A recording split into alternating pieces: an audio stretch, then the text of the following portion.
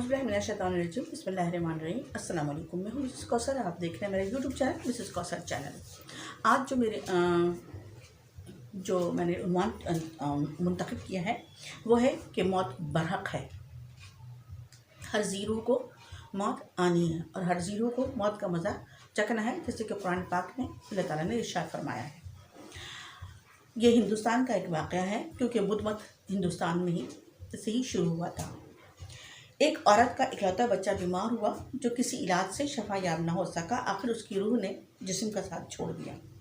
उस औरत के लिए यह ज़िंदगी का पहला सदमा था। वो ताब न ला सकी और उसकी दिमागी क़ुव्वतों की कारकर्दगी में खलल आ गया। बच्चे को बार बार बुलाती और पुकारती कि बेटा उठ, पहले की तरह खेल कूद खा पी, तू उठता क्यों नहीं, तू हंसता बोलता क्यों नहीं। लोग उसे बहुत समझाते कि ये मर गया है, अब नहीं उठेगा, लेकिन उसकी समझ में ये बात ना आई। एक दिन इसी हालत में गुजर गए। किसी ने उसे कहा, इस बच्चे को महात्मा बुद्ध के पास ले जाओ, वो कहेंगे तो ये उठ खड़ा होगा। ममता की मारी लाश को लेकर बुद्ध के पास पहुंची और अपनी विपदा सुनाई। बुद्ध ने समझ लिया कि बेचारी का दिमाग गैर मुतवाज़िन हो गया है, सीधी तरह की बात इसकी समझ में नहीं आएगी।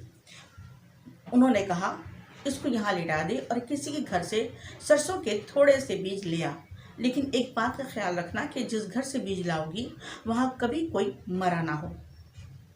औरत भागती भी गई कि अभी लाती हूँ, ये कौन सी मुश्किल चीज़ है। एक घर में जाकर बीज मांगे। घर की मालका ने निकाल कर उसके हाथ पर रख दिया। उसने पूछा, यहाँ कभी कोई मरा तो नहीं। घर वाले ने जवाब दिया, हाँ, हमारे यहाँ फला लोग लुक़माए अजल बन चुके हैं। बीज वापस करके दूसरे घर पहुंची, वहाँ भी ऐसे ही मामला पेश आया। यहाँ तक कि जिस घर जाती वहाँ कोई ना कोई मरा हुआ सुनती। आखिर एक घर के लोगों ने कहा, ए औरत, तू दीवानी हो गई है।